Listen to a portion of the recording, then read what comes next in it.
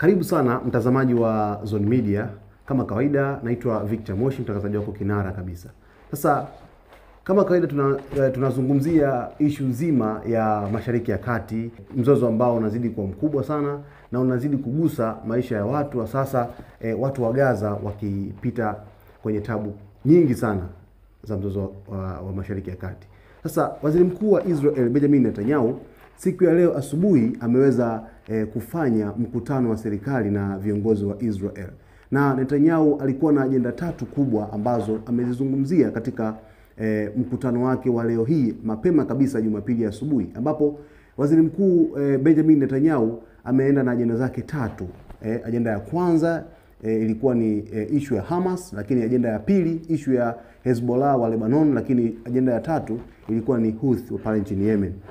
Ajenda hizo aliziita kama H3, yani H3 ambazo alikwenda kuzizungumzia. Na Israel inakumbwa kwenye sakata zito kabisa la migogoro mbalimbali ambayo imekuwa ikipitia, hususan makundi ya wanamgambo wa dola ya Kiislamu, asasa Hamas na Hezbollah.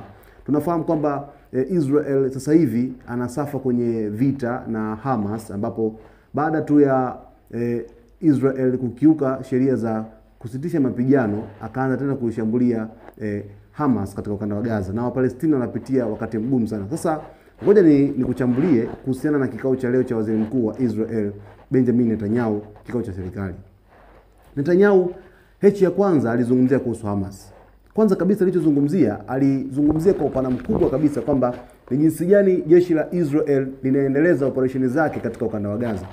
Netanyahu alisema kwamba katika malengo ambayo Israel imejiwekea ni kwa jinsi gani itaendeleza operesheni kali kwa ajili ya kuidhoofisha Hamas, na lengo kubwa ni kuweza kudhoofisha uwezo wa kijeshi wa Hamas. Tunafahamu kwamba Hamas imekuwa ikifanya pia mashambulizi licha ya shambulizi lake kubwa kabisa la Oktoba 7 la mwaka 2023 lililopelekea mauaji ya watu zaidi ya 1200, lakini na mateka 251 kuweza kuchukuliwa. Na Netanyahu leo hii amezungumza kwa uchungu sana akitaka kurejeshwa kwa mateka wa Israel ambao bado hawajarejeshwa. Japokuwa jana taarifa ambayo Hamas waliweza kuitoa ni kwamba wamekubaliana na Misri kwa ajili ya kuweza kuachia mateka watano kwanza ambao wako hai. Sasa kumekuwa kuna hofu kubwa ambayo imekuwa ikitengenezwa kati ya Israel lakini na Hamas, kwamba Israel inadhani kwamba kuna mateka ambao tayari wamekwisha fariki, na hofu kubwa ambayo Israel inayo ni kwamba inatamani kuona idadi ya mateka ambao walichukuliwa inarudi kama ilivyo, haijalishi labda wameuawa au wengine wako hai. Lakini Hamas inashikilia msimamo wake muda mwingine wa kuto kuachia mateka kutokana na sababu ambazo Netanyahu ameendelea kuzishikilia juu ya mzozo huu. Lakini kingine ambacho Netanyahu amekizungumzia kwenye mzozo huu ni kwamba ataendelea kupeleka majeshi katika ukanda wa Gaza na hatotoa vikosi, lakini vile vile ataendelea kutengeneza mazingira magumu kwa Hamas ili waweze kuachia mateka. Ni kwamba Israel sasa imeamua ndaki kuingia kati, kuendelea kupeleka majeshi katika ukanda wa Gaza kwa ajili ya kupambana na Hamas. Tumeona hapa katikati Hamas imekuwa haifanyi mashambulizi kwa Israel, lakini Houthi badala yake wamekuwa wakifanya mashambulizi kwa ajili ya mbadala wa Hamas. Hiyo ni ya kwanza ambayo ilikuwa ni Hamas. Sasa ya pili ni Hezbollah. Hezbollah ni wanamgambo wa dola ya Kiislamu ambao wako pale katika nchi ya Lebanon. Na kipindi kile kabla ya siku 60 za kusitishwa kwa mapigano, Netanyahu alikuwa akilaani sana mashambulizi ya Hezbollah ambayo yalikuwa yakitokea Lebanon moja kwa moja kuja katika ngome za Israel za kijeshi. Sasa Netanyahu amesema kwamba hatovumilia kuweza kuona shambulizi lolote kutoka Lebanoni likiipiga Israel, na akasema kwamba Lebanoni itawajibika endapo ataona kuna mashambulizi yote kutokea katika nchi ya Lebanon. Lakini vile vile amesema hatavumilia mashambulizi yote ya Hezbollah kutoka Lebanoni kuja Israel. Yaani hatokivumilia kikundi hiki cha wanamgambo wa dola ya Kiislamu. Na Hezbollah wamekuwa kipewa misaada na nchi ya Iran.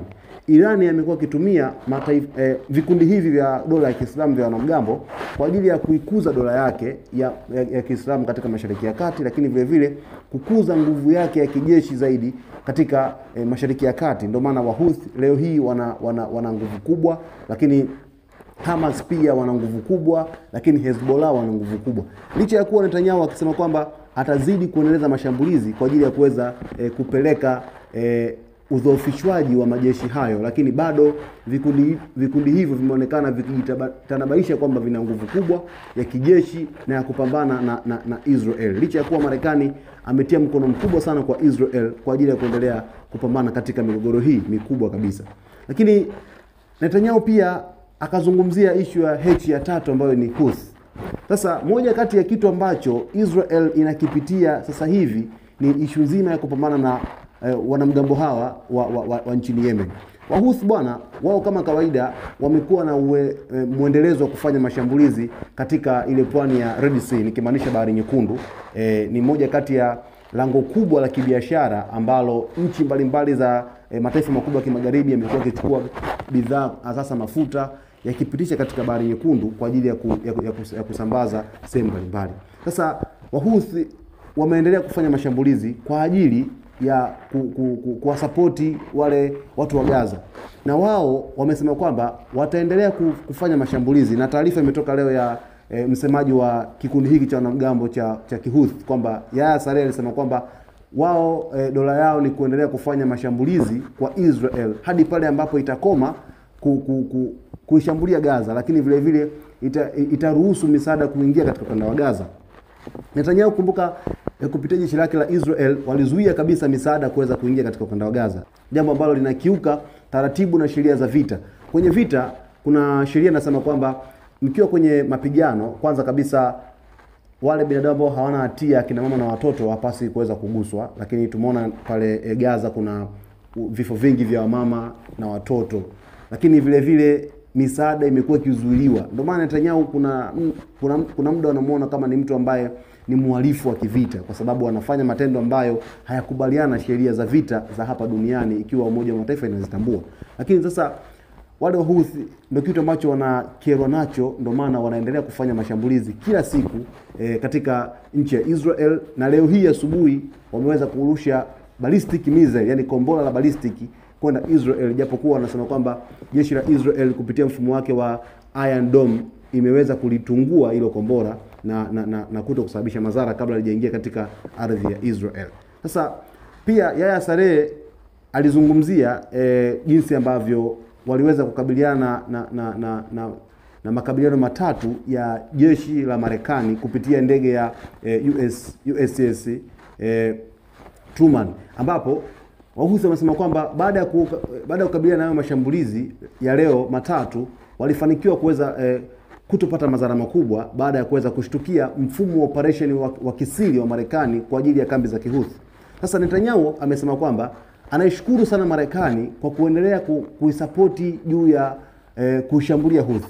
Marekani siku tatu nyuma zilizopita, kama 3, 4, 5 kama wiki hivi, alisema kwamba anamwomba Israel aache kushambulia Houthi, badala yake atachukua jukumu la kuweza kupambana na Wahouthi. Sasa iko hivi, Marekani hofu yake kubwa ni kwamba mzozo huu usiwe wa kikanda, kwa sababu endapo Israel itachukua majukumu ya kushambulia Houthi kama ambavyo alifanya kwa Irani kwa mwaka jana, inaweza ikapelekea mzozo huu kuwa mkubwa zaidi kikanda, na mataifa mengine hapo anaangalia kwamba nini ambacho kinafanyika na sisi tutaingiaje kwenye mzozo huu. Kwa hiyo ndio hofu kubwa ambayo Marekani inaona kabisa haitakiwi kuweza kufanya vitu kama hivi.